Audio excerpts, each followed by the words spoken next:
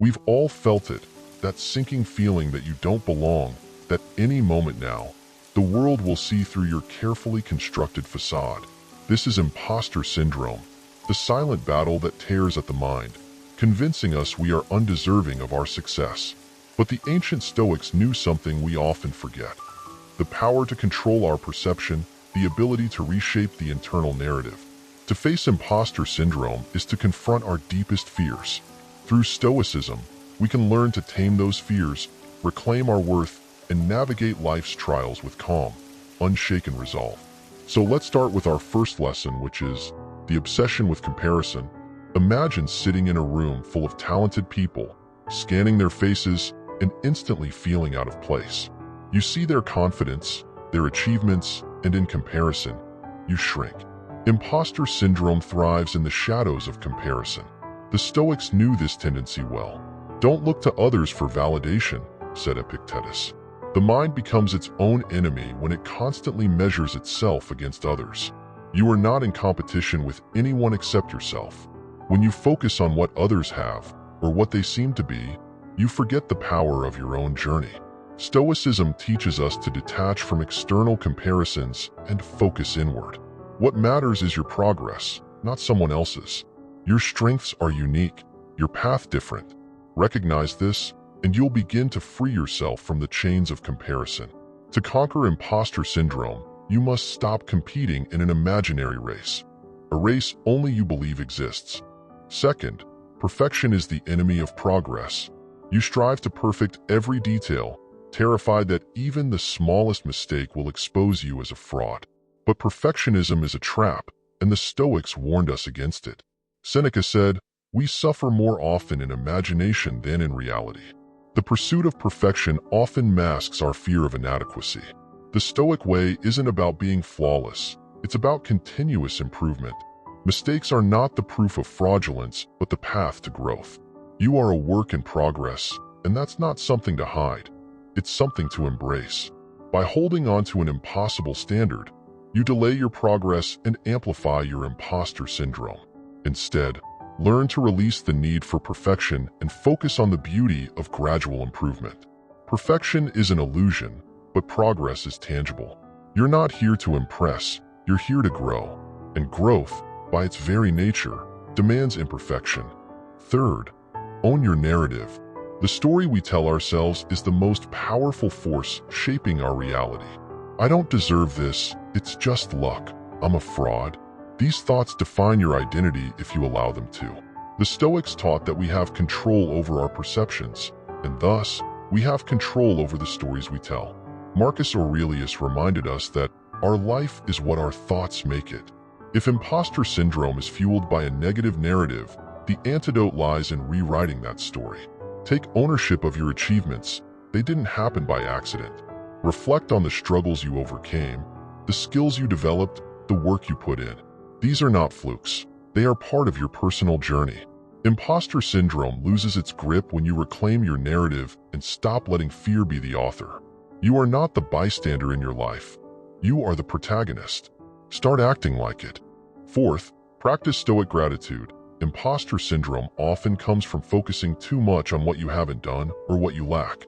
The Stoics valued gratitude as a way to ground the mind and remind it of what truly matters.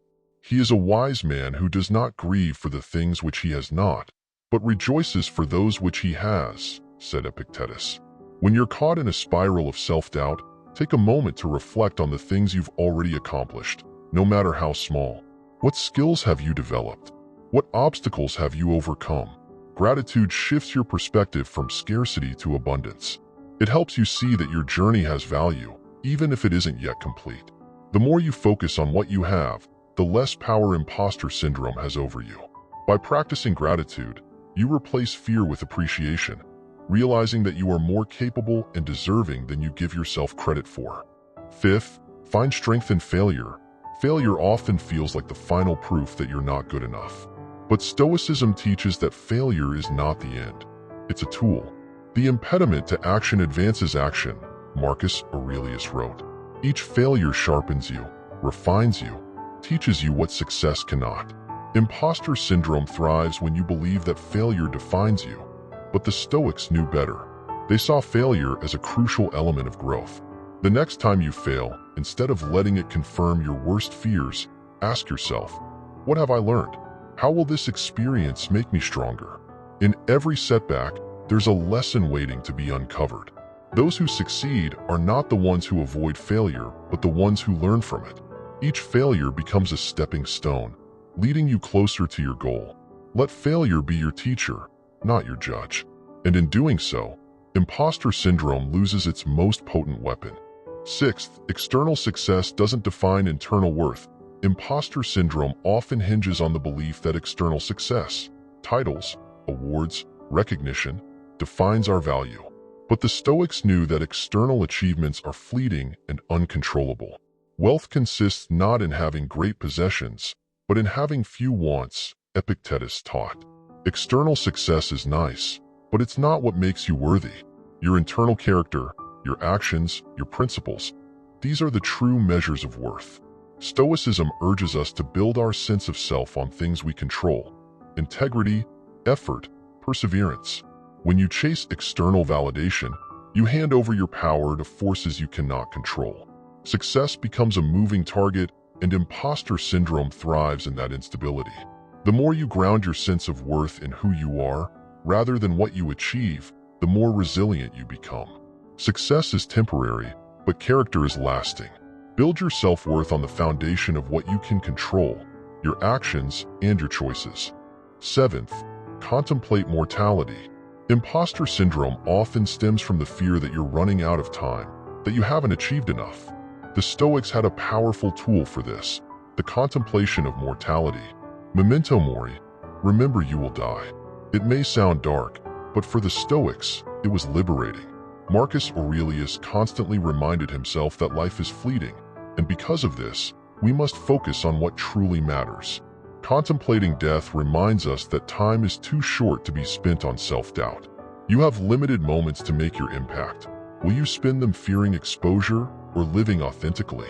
The fear of being a fraud shrinks when you realize that, in the grand scheme, these doubts are insignificant. Contemplating mortality isn't about despair, but urgency. It frees you to live more fully, to embrace who you are without apology. When you remember that your time is finite, you reclaim it from imposter syndrome. Eighth, be the observer, not the judge. The harshest judge you'll ever face is yourself. Imposter syndrome feeds on this relentless self-criticism. But the Stoics taught us a different approach. Don't explain your philosophy. Embody it, Epictetus said. Instead of judging yourself constantly, become the observer. Watch your thoughts, actions, and emotions without immediate judgment. Detach from the need to label yourself as good or bad, worthy or unworthy. Observation leads to clarity, while judgment leads to condemnation. When you observe, you see things as they are, not as your insecurities paint them. You might notice that the mistakes you agonize over are far less significant than you thought. You might realize that your successes are more impressive than you've given yourself credit for. Being the observer helps you step back from the emotions that fuel imposter syndrome, allowing you to see the truth. You are neither perfect nor a fraud. You are simply human, growing and learning with every step. Ninth, shift the focus from self to service. Imposter syndrome often thrives when you're overly focused on yourself, your flaws, your inadequacies, your perceived failures. The Stoics believe that true fulfillment comes not from self-obsession, but from contributing to something larger. Marcus Aurelius wrote, "The fruit of this life is a good character and acts for the common good." When you focus on how you can serve others, whether in your work, relationships, or community, imposter syndrome begins to fade. You stop worrying about whether you're good enough and start thinking about how you can make a positive impact. In doing so, your self-worth becomes tied not to your internal doubts, but to the external good you bring into the world. The shift from self-centered fear to outward-focused service is powerful. When you realize that your value lies in your contributions, not your perfection, imposter syndrome loses its grip. Service grounds you in purpose, pulling you away from the isolating fear of inadequacy. 10th, strengthen community. Imposter syndrome convinces you that you're alone in your struggles, that no one else feels as out of place as you do.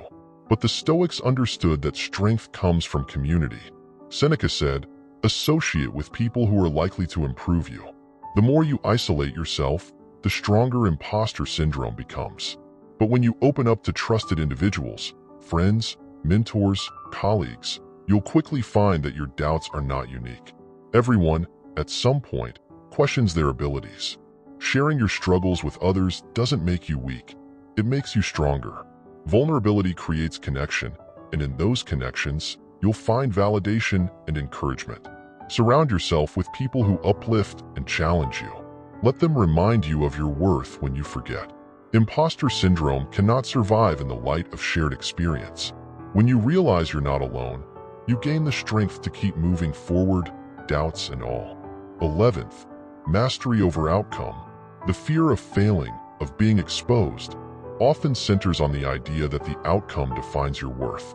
But the Stoics focused on mastery over the process, not the outcome. As Epictetus said, some things are up to us, and some things are not. You cannot control every result, but you can control the effort you put into your work. Imposter syndrome convinces you that every outcome must be flawless, but Stoicism reminds us that the result is not where value lies. Your worth is in the diligence, the discipline, and the focus you bring to your tasks. Detach from the need for a perfect outcome and instead find pride in the work you do, regardless of its reception. When you invest in the process, outcomes become secondary. This shift in perspective frees you from the pressure of needing everything to go right, allowing you to embrace the journey, mistakes, and all. 12th, courage to be vulnerable. Imposter syndrome convinces you to hide, to mask your true self for fear of judgment. But vulnerability, according to Stoic teachings, is not a weakness. It is an act of courage. Seneca wrote, "The bravest sight in the world is to see a great man struggling against adversity."